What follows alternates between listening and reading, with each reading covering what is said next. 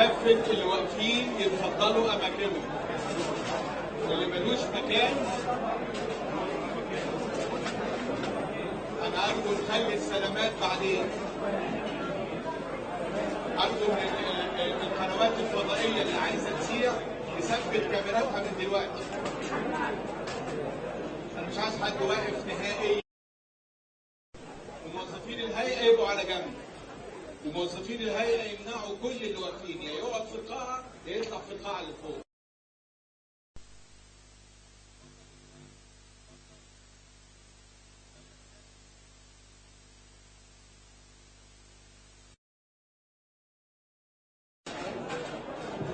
الإخوة الإعلاميين يثبتوا اللي عايزين يحطوا كاميرات.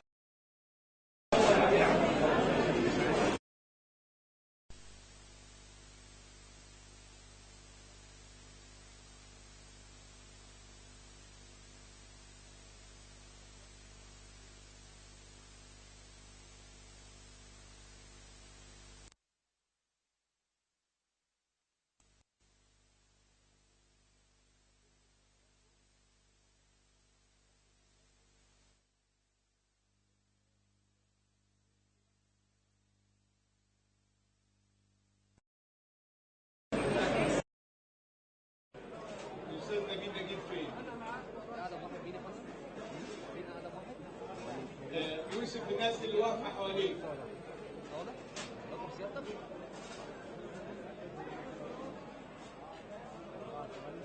عصام الناس اللي واقفه حواليك.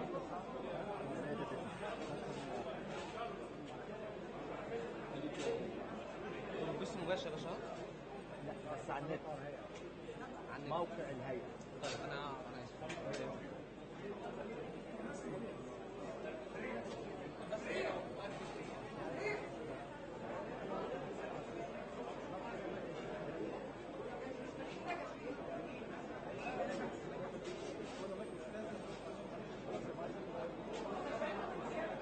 على فكرة هم هيبتدوا على البوديوم الأول.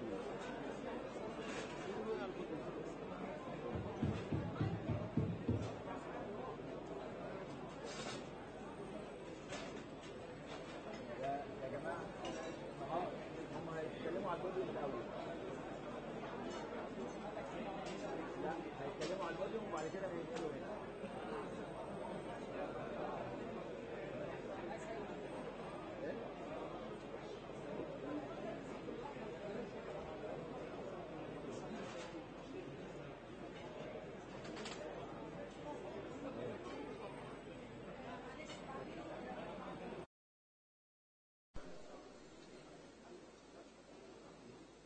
نبدأ.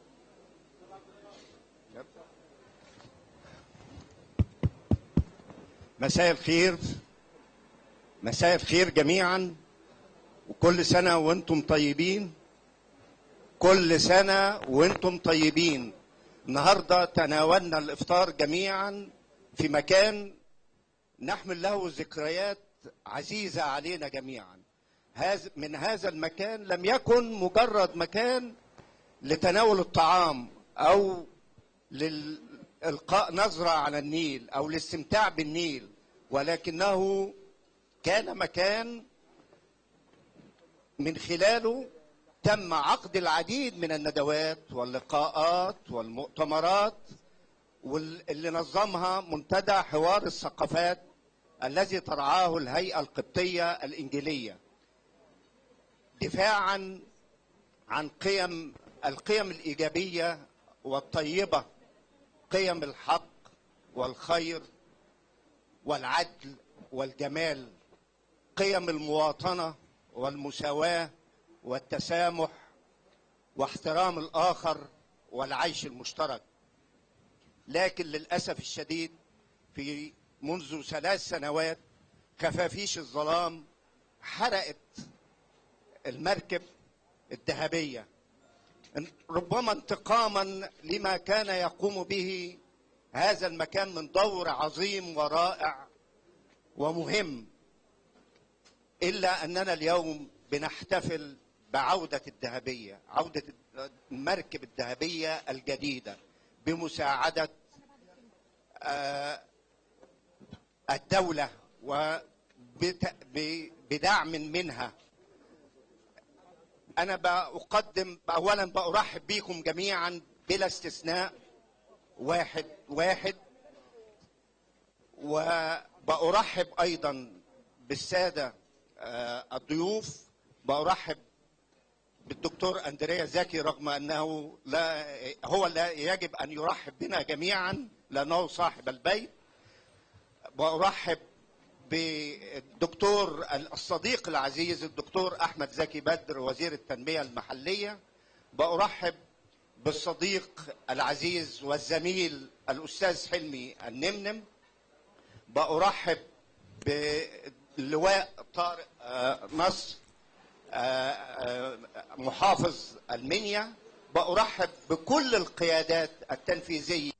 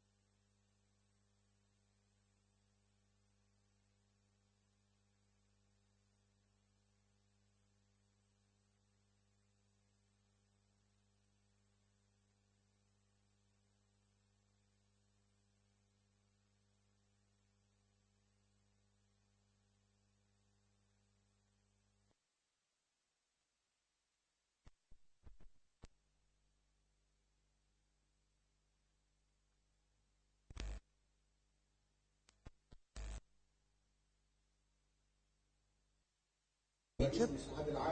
We also have people representative of the National NGOs Confederation. We have the governor of Romania who is present here. We have people who are in charge of the actual development of Dahabeya from the army side. We have many of the parliamentarians, Mr. Shadi Abu Al-Aila, Mr. Ali Khayal, also member of parliament, Governor Osman, many of the different parliamentarians that are present here during the opening. The opening has been fortunate to get many of the people coming in to come and celebrate with us all the different parts of the program. People from the Azhar, people from the Orthodox Church. We've also had people from the judiciaries, many pastors, many sheikhs, many of the people around. They have all come to celebrate the commissioning and the new boat of Dahabeya. That is another mark in Minya. There are many of the thinkers here that are present, many of the writers, many of the journalists. Of course, saying all the names is going to be difficult. We also have many of the people of the leadership of Minya. We have many from the local intelligence, from our security forces, many of the judiciaries, whether from Cairo or whether coming in from all the surroundings of Minya. We also have the builders of the boat and the different contractors that have helped do this in an amazing rate and time. We're really proud that all of you are present here to celebrate with us this new step for for Theos in Minya, and also to celebrate the new Egypt and new step that Egypt is taking. I consider myself now in a historical moment because the black terrorism has made its step to dissect, to break, to burn. But with the steps of the Egyptians, the steps of all the Egyptians around, and the President Sisi has helped to make this step possible. He has promised and actually delivered on his promise to help all the places that have been burnt and affected by the different by terrorism in Egypt.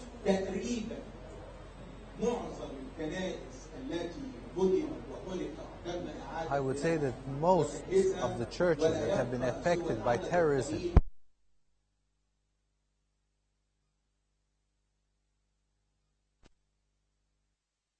restoration. I have a real gratitude to give to the Minister of Defense that represent the state here and have been working tirelessly to try and make this step further and trying to make this step possible of a new boat for Theos. They have made a step to unite Egyptians and to make them more united and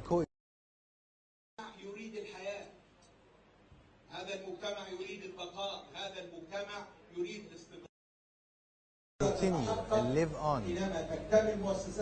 The revolution takes more momentum when the state has the capability of breaking through the different difficulties that it sees. We go against destruction by more faith, by more cohesion, by more cooperation, by having so many people coming to a place like that to come and unitely commission a vessel that's not only important in its value, but it's important in what it resembles, and it's important in the message that it sends. I am sending a message that this is the Egypt that we're all looking for. This is a country that is rebuilding. It's a country that is re-electing its president, its state, its different offices, different states. I thank the armed forces of Egypt, represented with the high delegation from the officers that are here. I am proud to have them and proud to see them. I really think that these people, this is a strong sign of cohesion and coexistence together. And after this, we will reopen the actual vessel that is a place to serve the community for all, for NGOs, for churches, for the different segments of the Egyptian society. I thank you for your presence and for all the partners that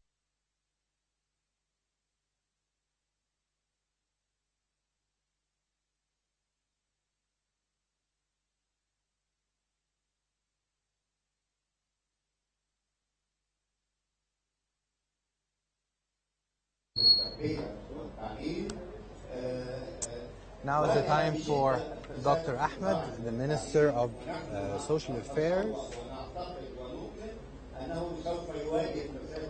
He is a strong man. He has had a long history against many of the bad works of Egypt, and he's speaking now. Dear guests, dear participants, Dr. Andrea, Theos, people who are very dear to my heart, thank you very much. I bid you well for Ramadan. and I hope that this incident is repeated continuously. أنا الحقيقة أنا هنا النهاردة لعدة أسباب. I am here today for many different reasons. بدون ترتيب كلها أهم من بعضها. I have not really worked on the sequence, but they're all very important factors to me. أحضر مكتوبة فطار. I am here to attend a break fasting meal with my friends, with my brothers, my Christian friends and brothers that are friends, family, people who live with me, people who I am with in this country. I know many people in Minya that have been long friends of mine. I come with a meal that I share with them, an important step, an important time of the day for myself. Eating meals together is saying that we are one family and we're all on the same table together. The second point is that the nice place that we are at here, some people don't know its value because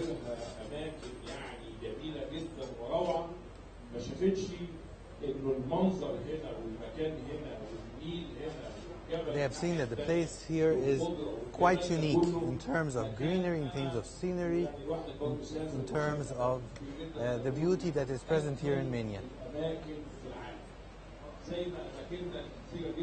Like many places here in Egypt, we have many pretty places in Egypt that we need to market and advertise. Egypt is a lovely place, and Minya is the bride of the Nile. This is a place that I have, as I was young, I have worked many times here, and I've walked many times here. I've always had a lot of time to spend along those banks. These are one of the prettiest banks that we have across the Nile. It is, people here are kind, are gentle. I have great memories here.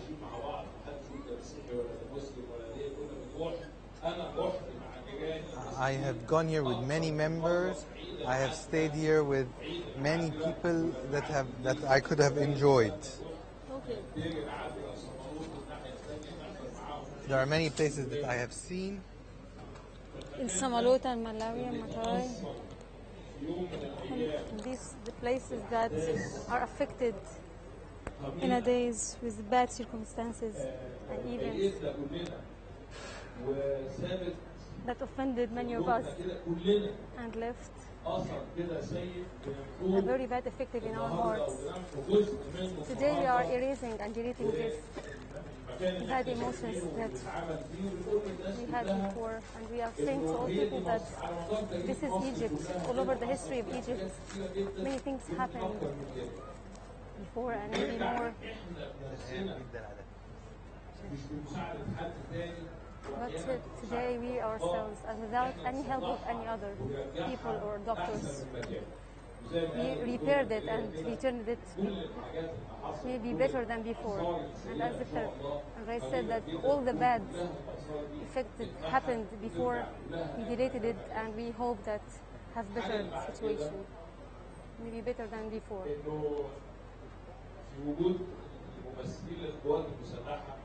Also today was a representative from the armed forces and from the military, from the parliament members and religious leaders, Christians and Muslims, and all the attendants. All of those people have all the respect and appreciation. All of them are really honored. I really like them, especially the armed forces. I would like to say that the country and the armed forces are part and the main part of the country, a main principle and part of the country. I'm sure that no doubt that if you want to make sure, you can look around us in the other countries and you can see the difference, because they don't have the military that we have. it's sure that it's because of God and because of the armed forces who are our brothers and fathers. They are from our country, and because of their effort,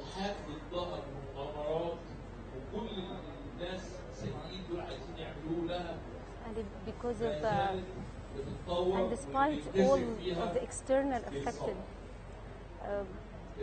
despite all what happens around it, everything is coming better. And because of the forces, and because they represent the main part of the country, of the government. So the armed forces is responsible for the compensation for each member in Egypt, that everyone lives in this land. The armed forces is responsible to repair everything that is broken or compensate anyone who gets affected or harmed, even emotionally, in some Egyptian. So the country, the armed forces, are playing their role as its role. And I hope that God supports them all the time to help them to repair and return back the beauty of our country and to keep Egypt and support the development, and the development happens in Egypt and that we want for it. I pray that God help them to make Egypt as we want it to see. Each one of us want to see Egypt. Each one of us, when he travels, we like counting the days when we stay abroad the country, waiting for the day that we return back to our country. Despite we see many garbage thrown in the streets, but we still love it. We'd never go away from it. And we will stay cooperative. We will stay together.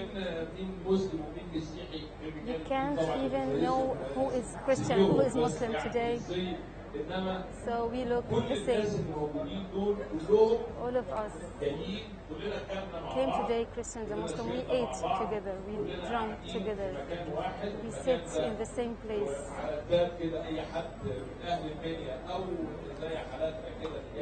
Even in the entrance of this place, people came from many places.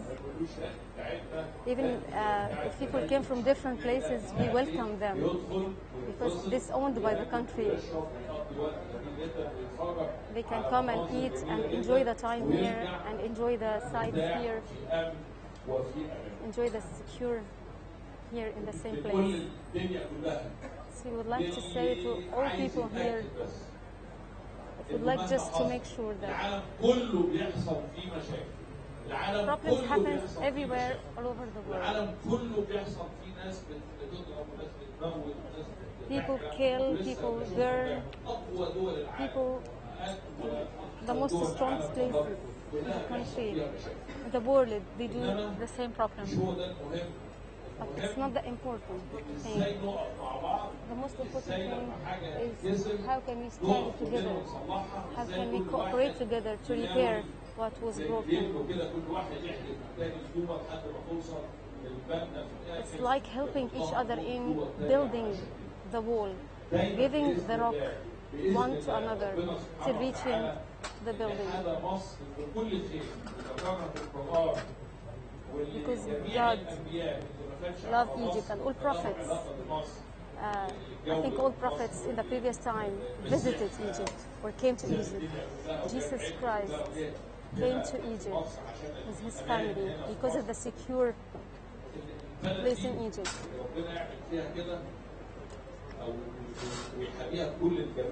This country that was given a real beauty from God, so we have to keep it. And God will help us, but we have to exert our effort. We have to work.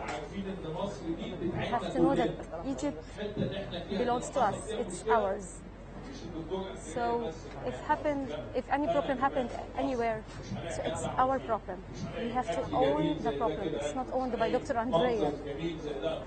No, we have to, all of us, to cooperate together. I know that all of you are educated, so I'm not saying just words, but it's really a real facts that I can prove by evidence for the last 60 years, maybe more, to not see that, to not know that I'm older than this age, maybe 25. So all history proof that what we are saying is not words. It's not hugs, it's not kissing.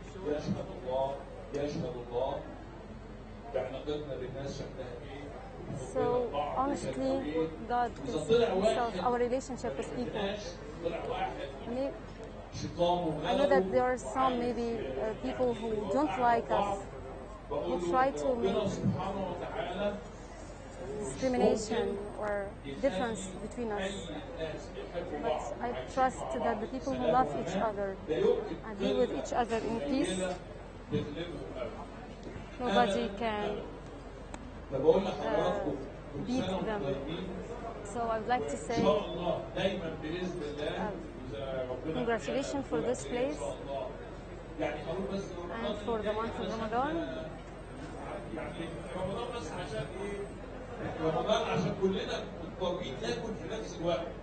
So the event of Ramadan gathered us together, and it's like forced us to eat together. So we ate in the same moment together. The next year, I hope that if we stayed alive in any place, I hope that we can eat together again. So, me, myself, my children are raised up in Christian schools. They have schools everywhere in Qanater and Tanta, and I know many Muslim people who like to send their children to Christian schools.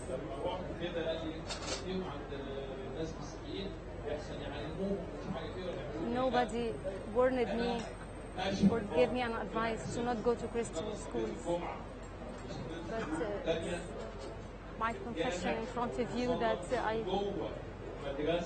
I prayed in the mosque inside the church that was inside the school of the evangelical church. So I prayed inside the evangelical school. And I say this in front of God that my children are raised up in a church, in a school. They are very well raised up. Really, they are our friends. And, we live in unity. Sorry for this long speech, but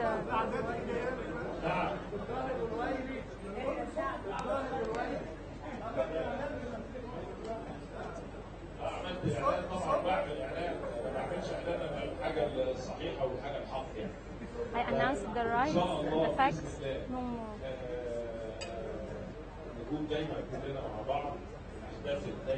I hope that we stay together and celebrate together. And when we see any problems that is broken, it's our responsibility with our unity. And we hope that our future will be better as God's will. And everyone has to help the other, to not work independently, but to educate each other, to keep Egypt as we want it to be. Happy Ramadan.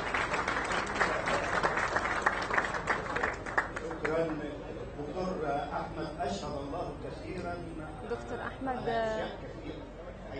he said many times that I confess in front of God, so I'd like to thank him.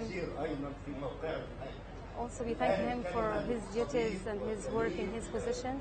Now the word goes to Mr. Helmi.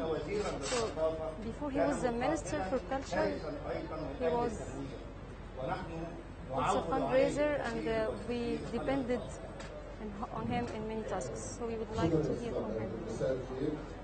Good evening. At the beginning, I would like to thank Dr. Reverend Andrei Zaki for this invitation, and actually, Dr. Ahmed Zaki Badr and me is not here today.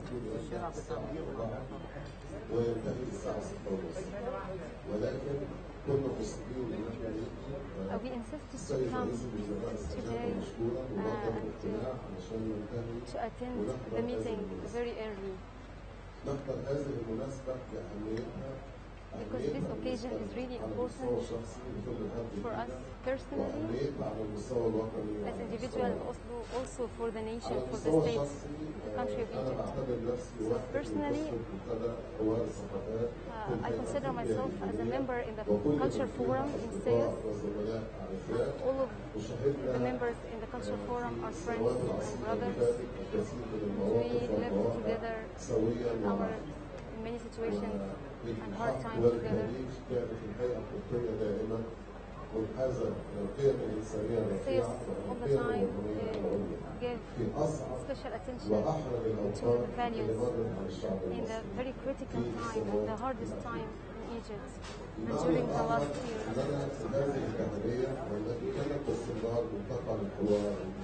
And this place, the houseboats, had many events for the Culture Forum.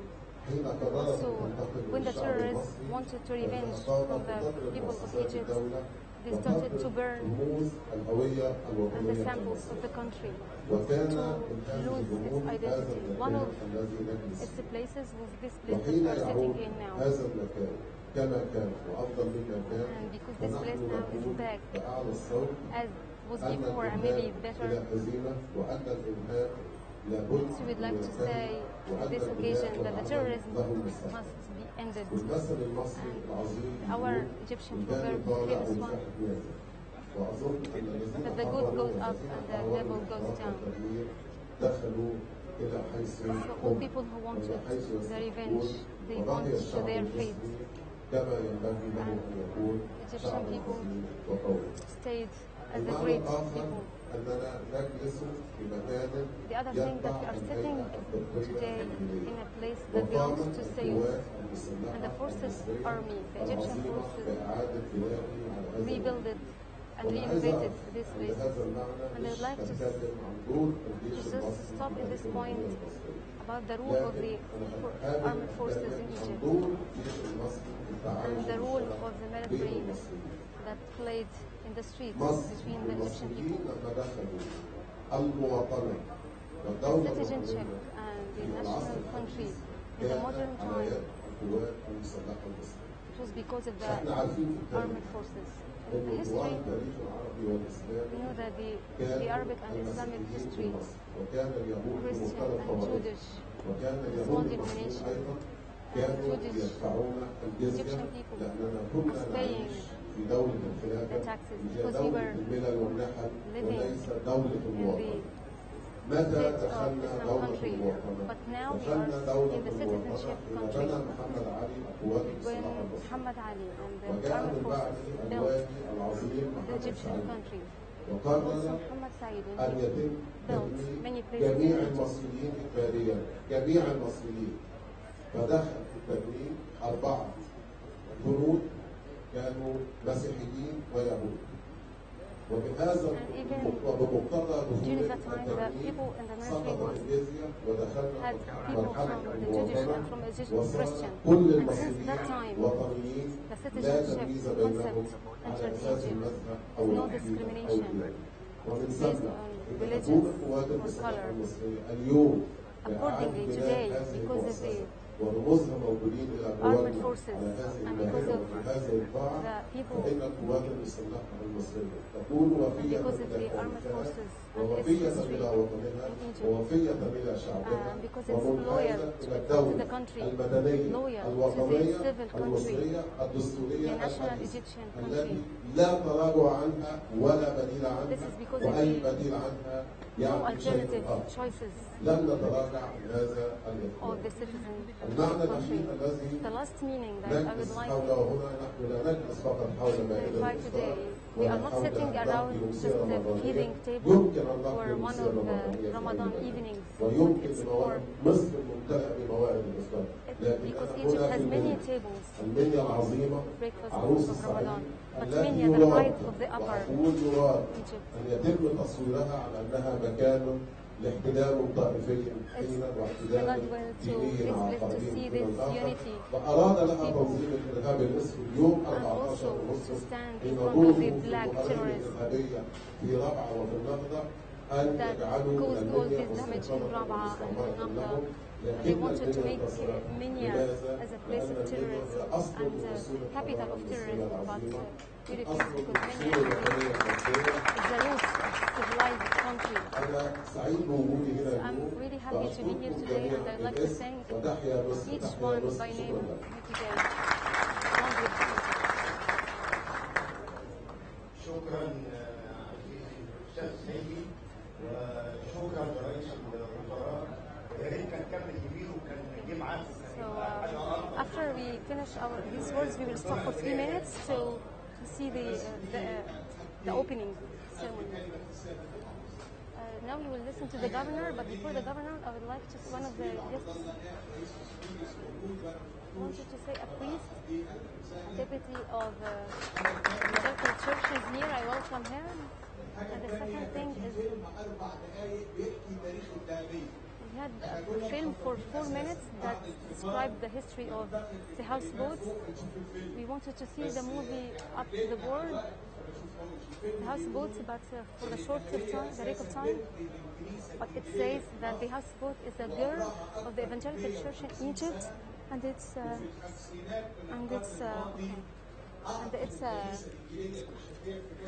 it also the Presbyterian Evangelical Church in Egypt gave the management of this work to sales. So the movie is for 4 minutes, but unfortunately for the short of time, we will not be able to see it. I just wanted to say that according to the schedule today, if we have time, we will see it later. So now we will listen to the governor, Mr. Abdel Qadir. Now the word goes to the governor of Minya. I think that he saw a very beautiful picture of the national unity of the country. And he saw the country that we dream of. And I hope that he lead Minya to achieve this photo in all fields and all places. In the name of God, I start. I welcome all the people here.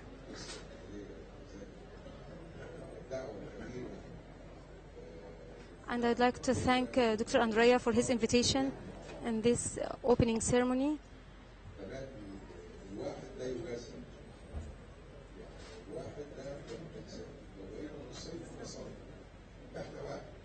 We are one. We are expressing the unity.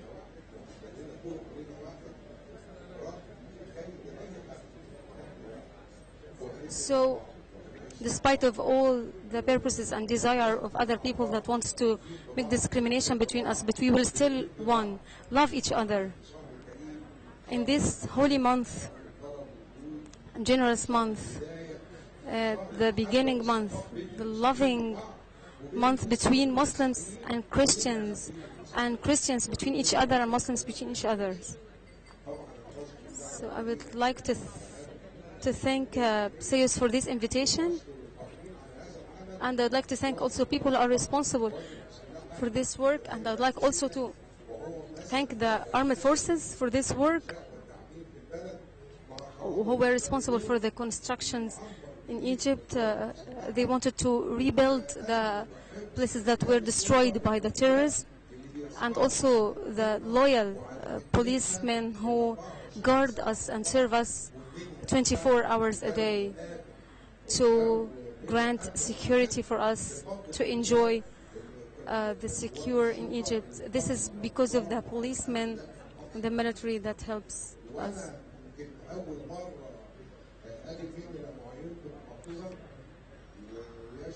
It was my first time to came to Egypt when I hired as a governor. But I was really happy to be in Minya, to be hired in this place.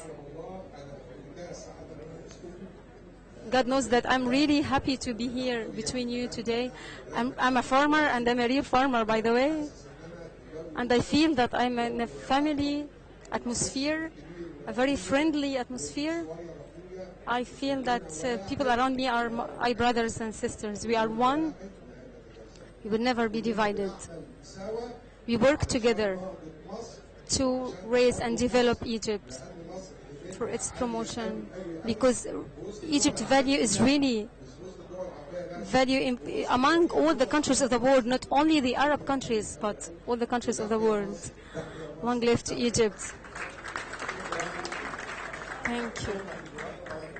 Thank you for the governor. Now, Dr. Andrea Zaki will give some presents to our guests. Firstly, Dr. Ahmed Zaki Badr, the Minister of the Local Development.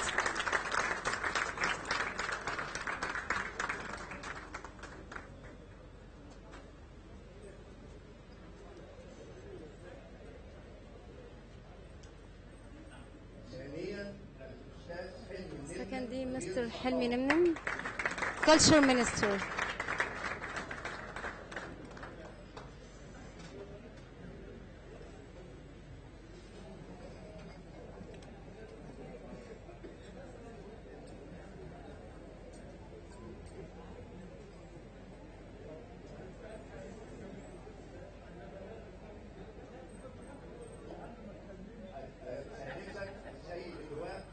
Thirdly, Mr. Tariq Nasri, the Governor of Minya.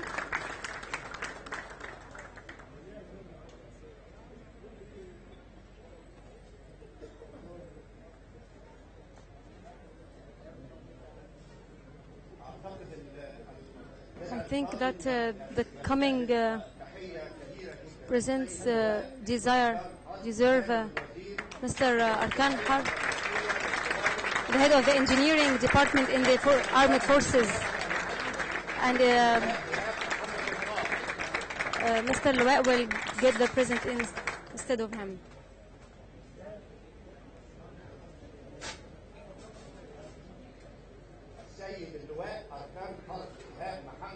Mr. Ihab Muhammad Al-Far is the head of the Armed Forces Works Department.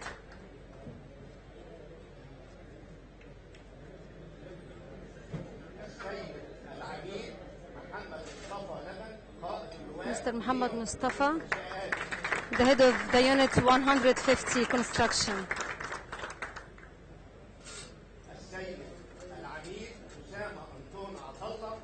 Mr. Usama Anton Atalla, the supervisor of the construction implementation in the forces, armed forces.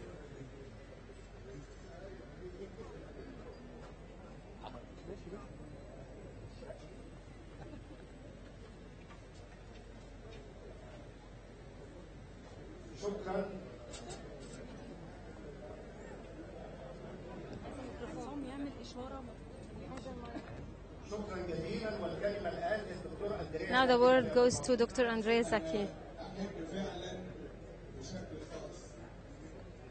So at the beginning, especially, I would like to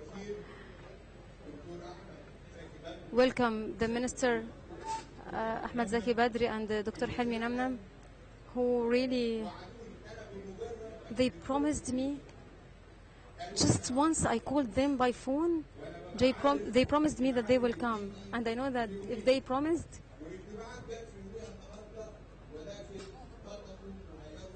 although they had a very busy schedule, but they insisted to attend. So I really thank them and appreciate their effort. And they will return back to Cairo today. So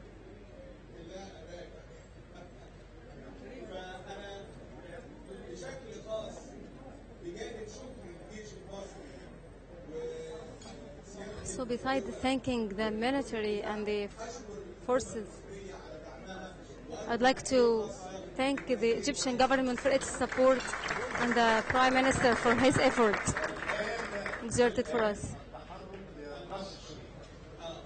Now we will go to the, before opening, I would like just to move without a crowd. Quiet.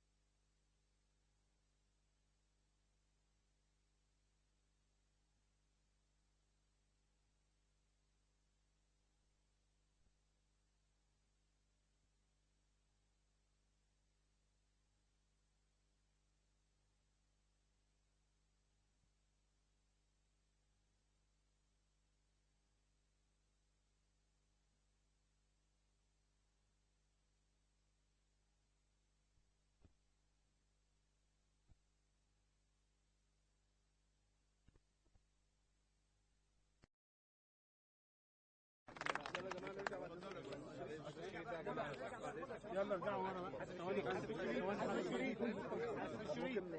ثواني يا فندم. وسعونا الراجل بس كده لو سمحتوا يعني. مش مهم. حاضر. عادي عادي. يلا يا جماعه. اطلع فوق. ارجعوا بقى. ارجعوا يا جدعان. لا مش هتجيب انت على السلم. اجروا ورا اجروا ورا ارجعوا ورا.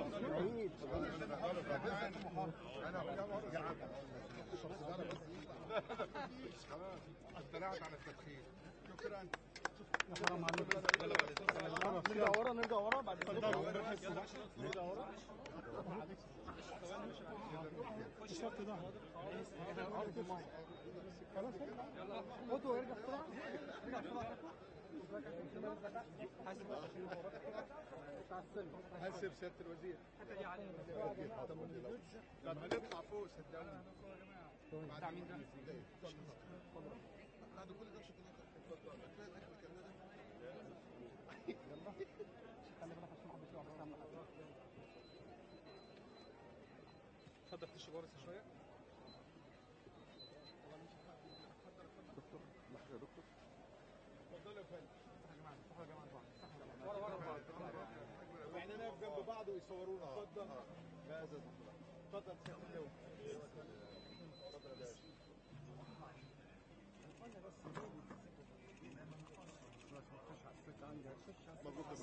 الله يبارك فيك. دي رسمة فول بقى ولا مجانا؟ انا حكم رسمة دخول في المحافظة. هناخد أرضية. نستأذن عفوا يا فندم.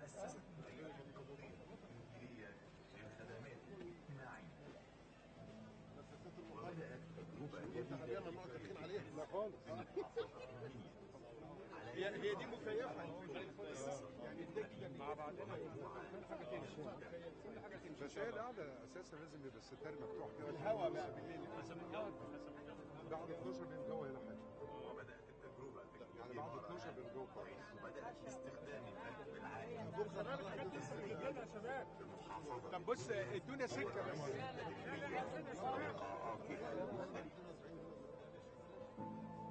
ومع تطور العمل ووجود مقرات عديدة للهيئة في معظم القرى التي تعمل بها في صعيد مصر والقاهرة تجديدها عدة مرات وتم تزويدها بالأثاث والمعدات الحديثة.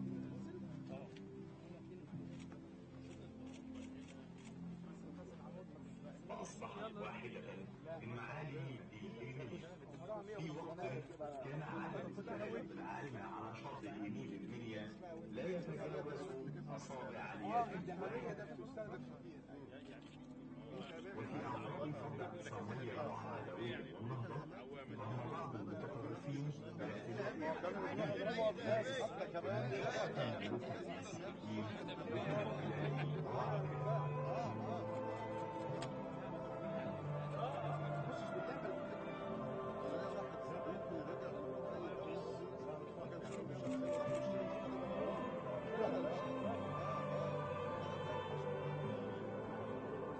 محافظة المنيا صاحبة النصيب الأكبر من هذه الاعتداءات، فتم إحراق الدهبية بالكامل بعد نهب محتوياتها وأصبحت مجرد حطام لا تصلح لإعادة تجديده.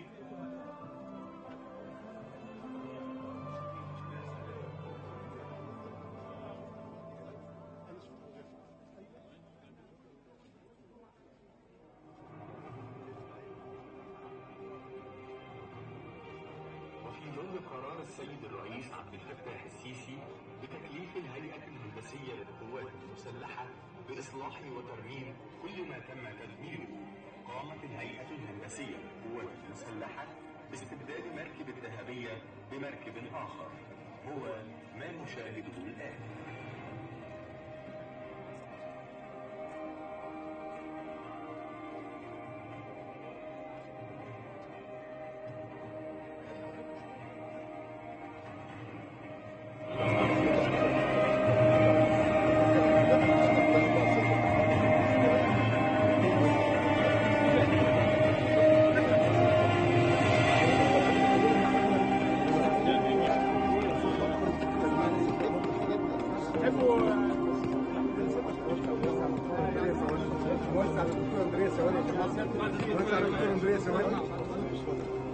هننزل من هنا نبص على الدور اللي تحت وعلشان 8:30 زمان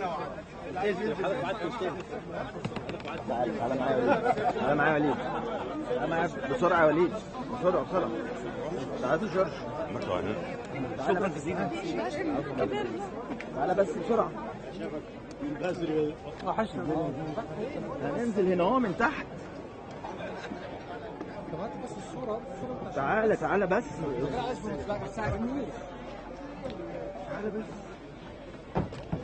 انت بتشد عشان السكة هتقطع كده. واحدة مش مشكلة. برضه ده انتوا ده انتوا مصورين يا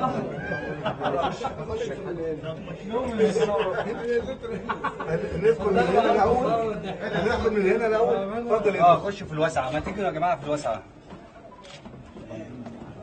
ممكن بس ده السويت.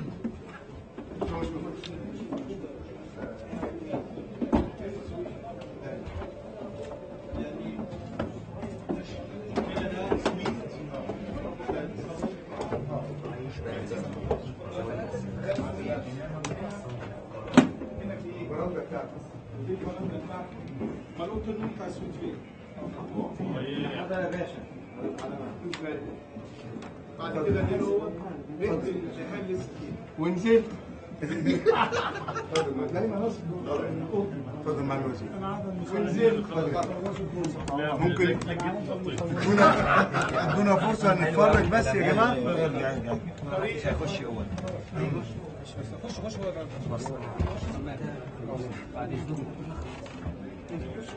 اتفضل مع الوزير. اتفضل يا باشا. طبعا. اتفضلوا يا شباب، تعالوا هنا لو سمحتوا. يلا يا باشا بعد اذنك. ما انتوا صورتونا مين؟ انت ممكن بس يا جماعه. ده انت بتنور. مجموعه ثانيه تيجي هنا يا فندم. اتفضل يا فندم. اللارج بيت من 6 اوض. كم اوضه ده؟ 6 اوض دبل، 4 دبل و2 سنجل وسويت. مكيف كله مكيف. تكييف مركزي. بس مش كده اللي يشهد ممكن. يلا باشا. المرة الجاية ست وزير ان شاء الله. المرة الجاية ان شاء الله. ان شاء الله. اتفضل. اتفضلوا. في نية نبعت نجيب ترنجات. اتفضلوا. يلا يا باشا. ده يموت فيها. ده نموذج نور الضرب مع الوزير. اتفضل مع الوزير. جميل. اتفضل مع المحافظ. حاجة زي الفل. ده نيو ويست، ده الاسم الجديد بتاع بتاع جميل. السلام عليكم. اتفضل. عليها تزقني. اتفضل. اتفضل.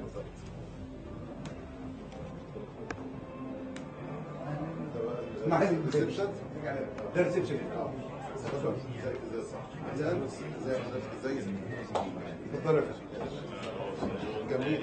وعندنا غرفة اللاندري، وبعدين بعد كده غرفة المكتب المسؤول الدهبية مع الحسابات على من في درجه كمان ورا سيف. على من درجه اطلع. على من. اتفضل. اتفضل. اتفضل.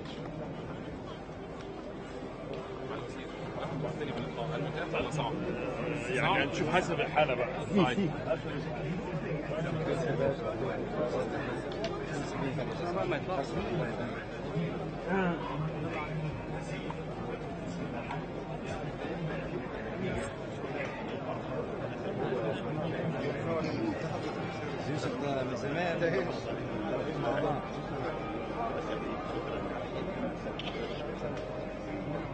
يا دكتور ألف مبروك، ربنا يحفظ عليكم دايما في الأعمار والخير يعني.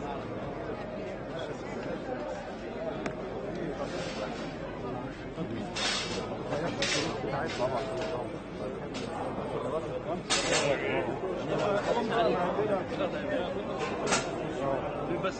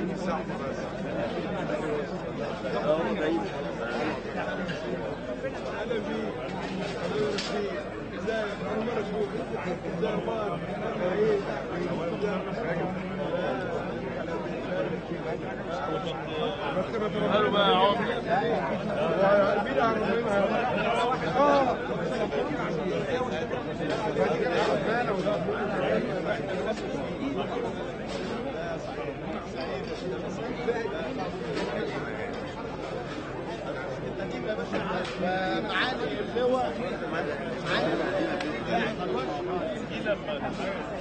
بس واحد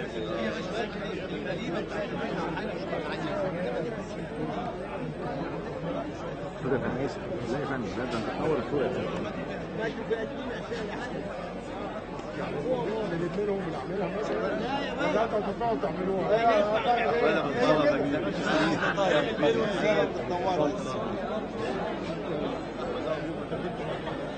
ايوه كنت طالع ولا يا عمده عمده يا عمده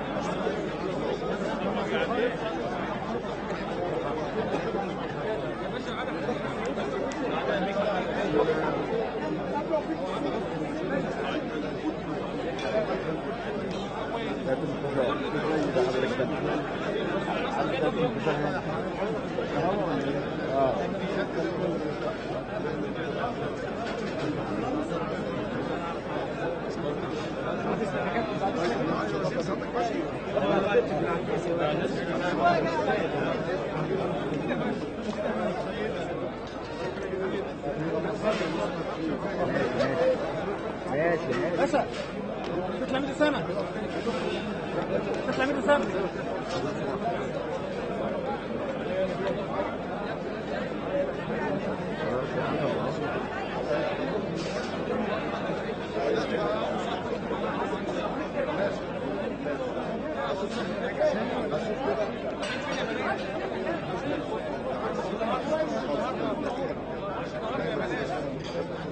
لا مش النهارده يا بنات اطلع بس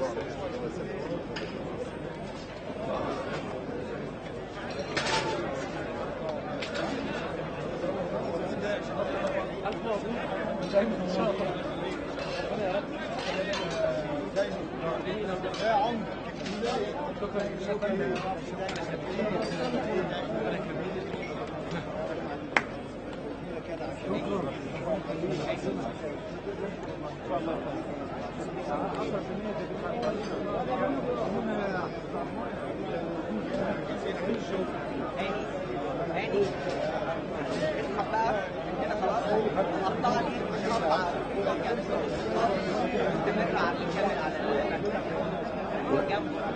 وهي لايف. ركز معايا كل ما تسيبيش في الشوارع خليك صاحب وهي لايف.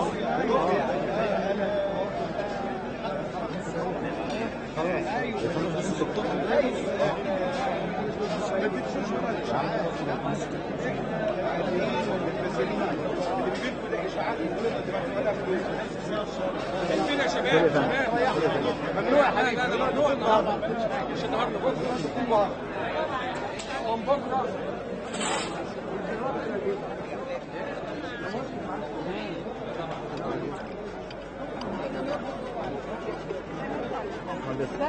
يا فندم خليك عايش يا فندم.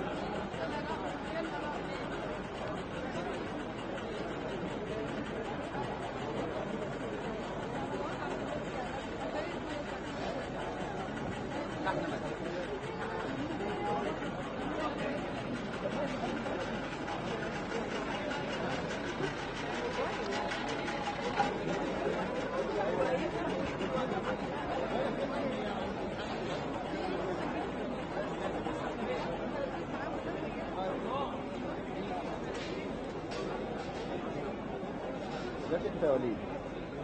دلوقتي امتى؟ لغاية امتى؟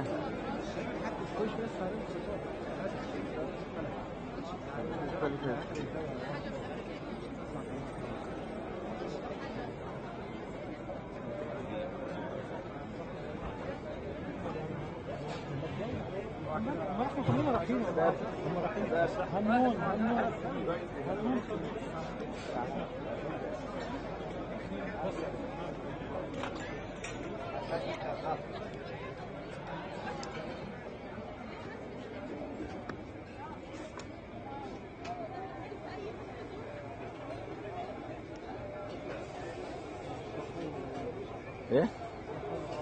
بقول لك ايه، اثبت بقى فيكس كده لحد ما انا اقول لك خلاص كات انتهى. طيب اوكي. ثبت عندك.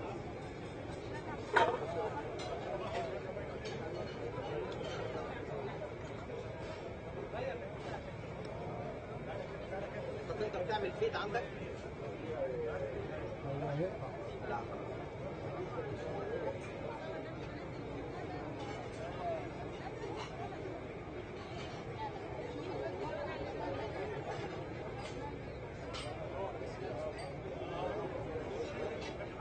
المية باينة عندك؟ باينة. خش السلم عشان تطلع من الميكروفون.